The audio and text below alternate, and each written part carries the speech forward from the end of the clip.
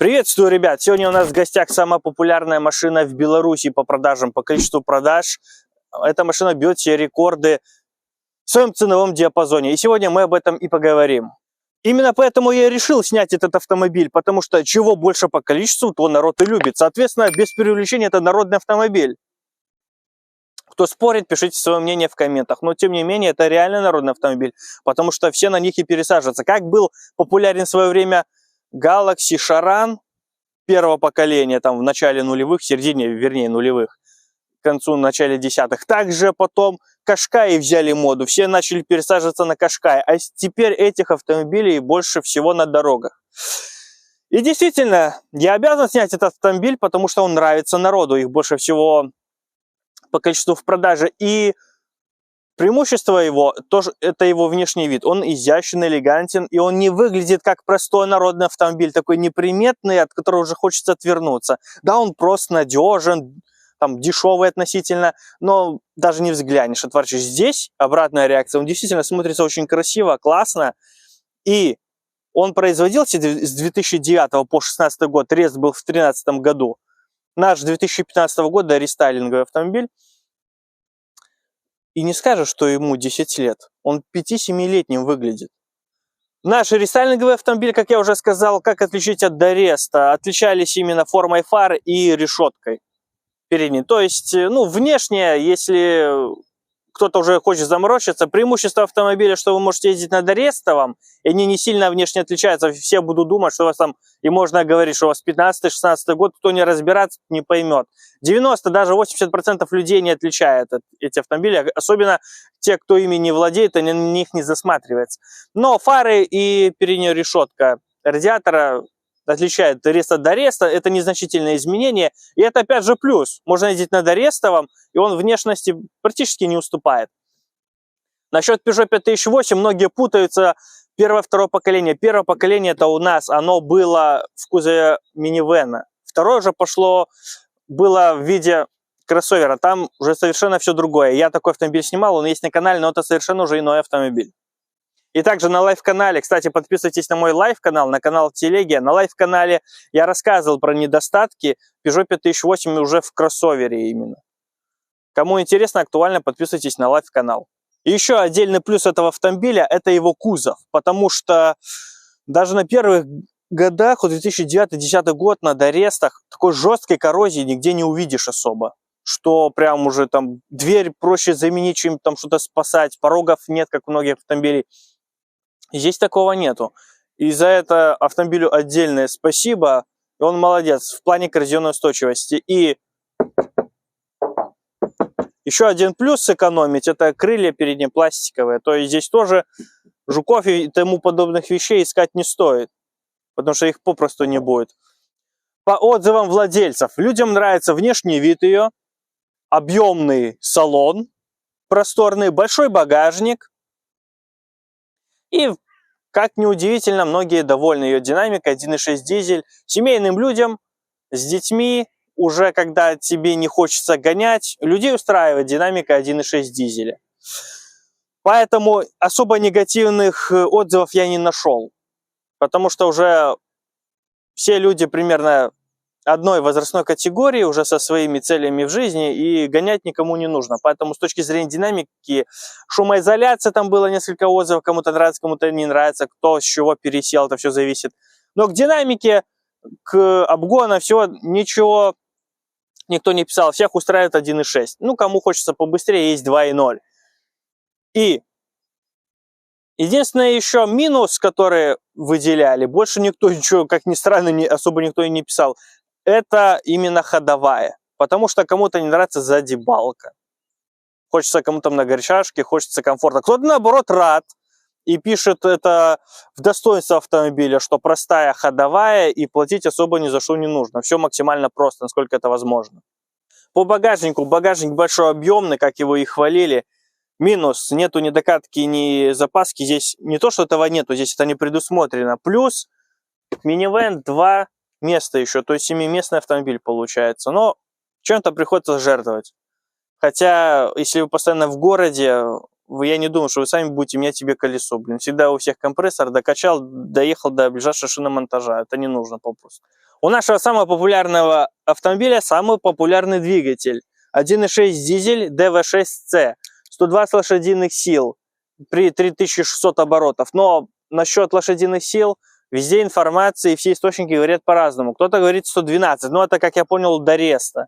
У Реста уже потом 115 стала мощность. Здесь уже 8Blue есть, поэтому 120. Потому что как на форумах тоже люди общались, как у Кашкая было, вот 1.5К, 9К с 8Blue 116, без 8Blue 110. Значит, здесь уже 120, я так понимаю, с 8Blue 115 это без 8Blue, без этой зажатой экологии. Поэтому 120, 3600, 270 крутящего момента с 1750. Преимущество, многие мне постоянно хаят, что ты говоришь, эти миллиметры, тут 75 миллиметров поршень, ход 88,3. Многие начинают меня хаять, что ты постоянно эту математику преподносишь. Потому что, ребят, это и есть ощущение. Когда я снимал 2-литровый дизеля, ваговский и Ford Mondeo был, объем одинаковый, мощность одинаковая, поведение разное. У Вага маленький поршень, длинный ход, у Форда практически квадратная поршневая, у него плавно такое ускорение, нету резкости вот этих драйверских ощущений. Хотя 2-литрового дизеля 10 секунд до 100 вы особо динамики не получите, но сами ощущения, вот здесь именно поршневая длинноходная, вот эта резкость какая-то чувствуется снизу, не такая плавная, умиротворенная, которая катит вас в сон, но здесь уже такая резкость за счет этого и появляется. Крутяшки 270 ей в принципе хватает, и опять же на форумах люди писали, что с механикой чуть-чуть порезче, чем на автомате, но на автомате более аккуратно и вальяжно вы будете себя чувствовать. ГРМ ременной, блок алюминий с чугунными гильзами. По минусам где-то может подтекать из-под клапанной крышки масло, тепломедник тоже подтекает антифризом, но это меняется только заменой прокладки, все, никаких проблем. Единственная проблема — это топливная система, либо Siemens, либо Continental, поэтому не нужно лить, что попало, потому что критичное качество топлива система. А так, по большому счету, никаких проблем вас и не ждет. И этот двигатель очень популярен, потому что на Ford S-Max, Ford Galaxy, которые пошли с 2011-2010 года, точно такой же двигатель там и установлен.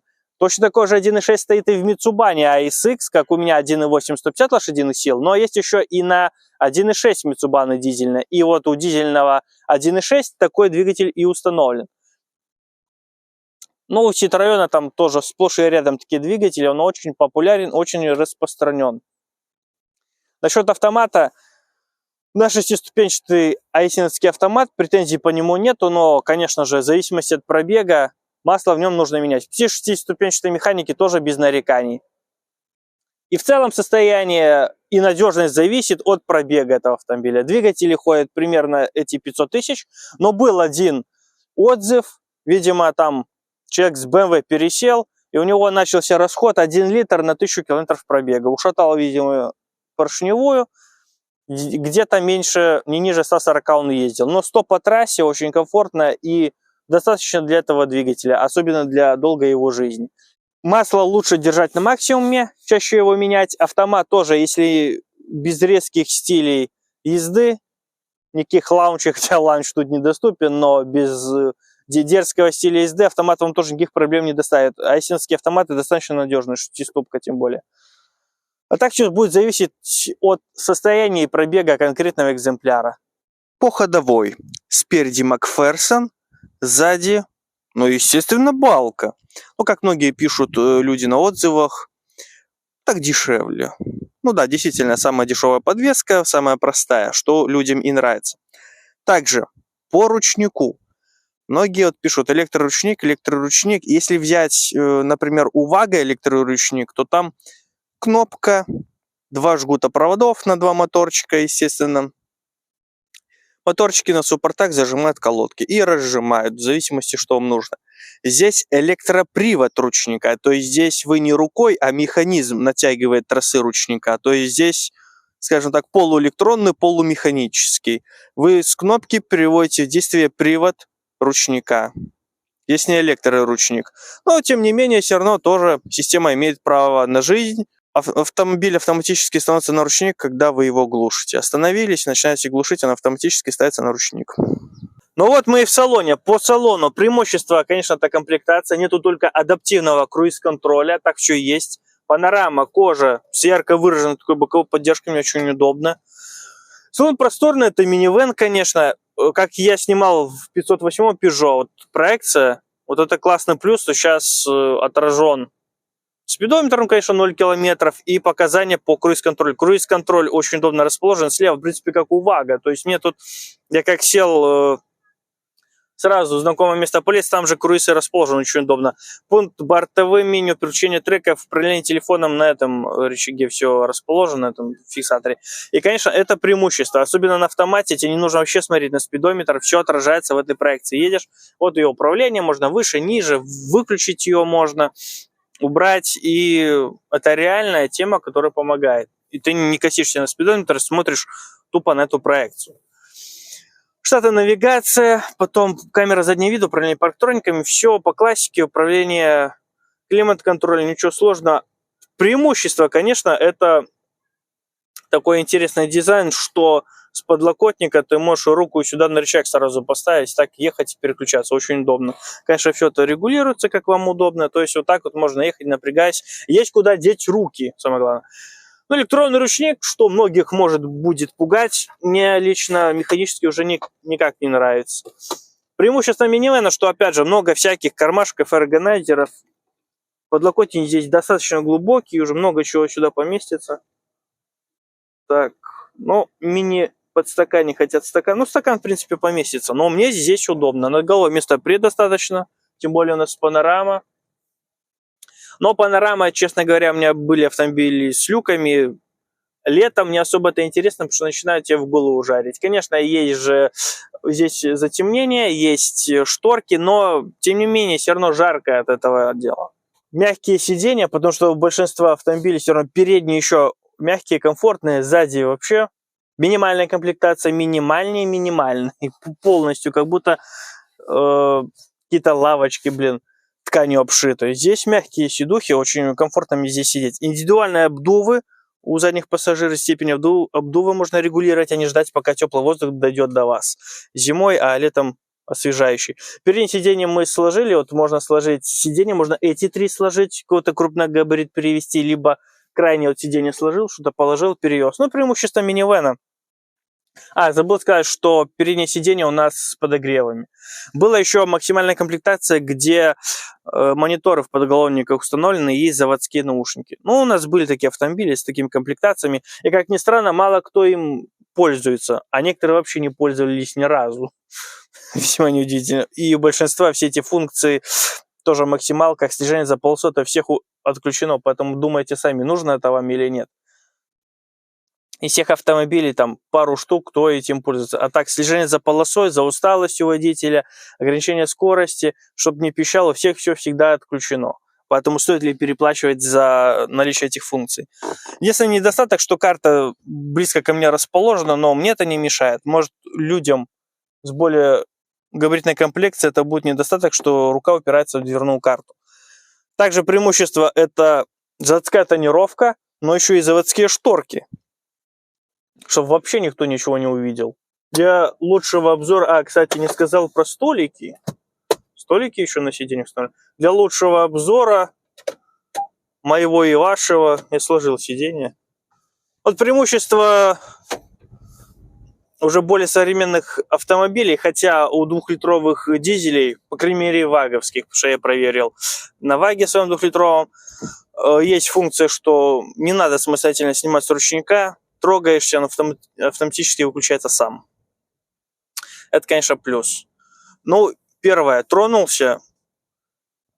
Я не скажу, что вот уже до 25 км машина разогналась. Я не вижу такого, что прям недостаток в тяге, что недостаточно. Хотя некоторые люди пишут, что с механикой на этом автомобиле побыстрее, порезвее поедешь. Возможно. Да, особенно если ты такой, как тот написал, что у него литр на 1000 жрет, если он там в 4 на каждой передаче крутил, то неудивительно, да, согласен.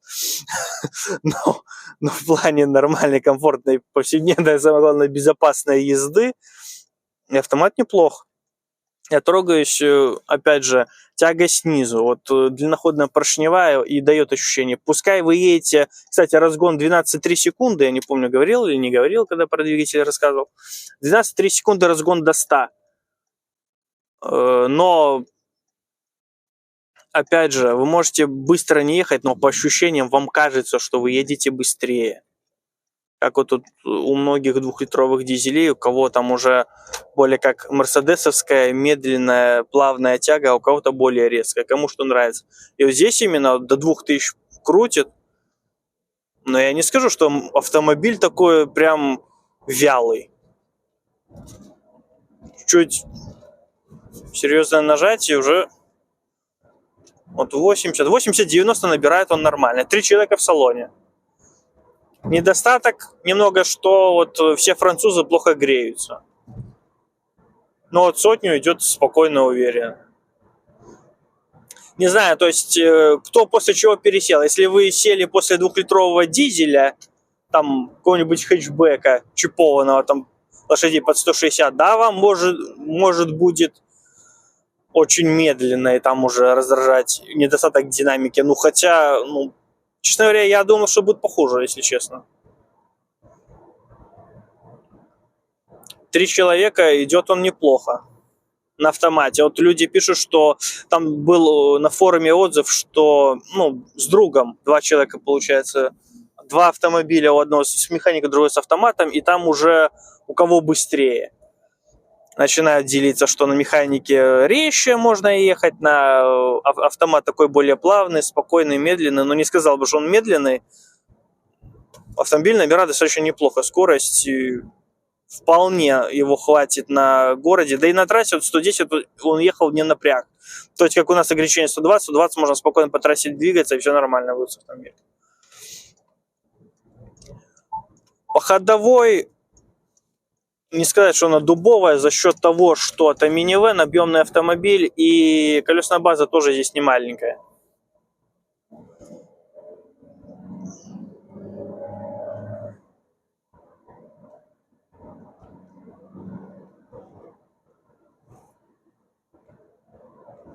Уже сотню. То есть, ну и то я не добил гашетку в пол, я так по инерции его пустил, он сам начинает разгоняться. Чуть жестче начинаете давить, он переключается сам на передачу ниже и начинает разгоняться. То есть автомобиль не тупой. Вот 100-110, на нем спокойно, комфортно ехать. Тихий двигатель, когда заводишь с улицы, вообще практически не слышал, как бензиновый. По бензину, кстати, этот ЕП-6 120 лошадиных сил и ЕП-6 CDT, по-моему, вот были двигатели 1.6, они вот недостаток, что жор масла самых, получается, уже с первых километров, как люди многие пишут. То есть 1.6 бензин для города хватает, его нормальный, но так по количеству проблем все любят именно дизеля. Потом 1.6 не хвалит бензин, так что берите лучше дизель. Но по динамике достаточно бодренький автомобиль. Я не скажу, что он прям вялый, никуда не едущий, как многие пишут. Но опять же, кто после чего сел на нее. На этом все, ребята. Спасибо большое за просмотр. Кому это было интересно и актуально, подписывайтесь, нажимайте колокольчик, чтобы не пропустить следующий выпуск. Дальше будет лучше и интереснее, я надеюсь. Спасибо большое за просмотр. До новых встреч.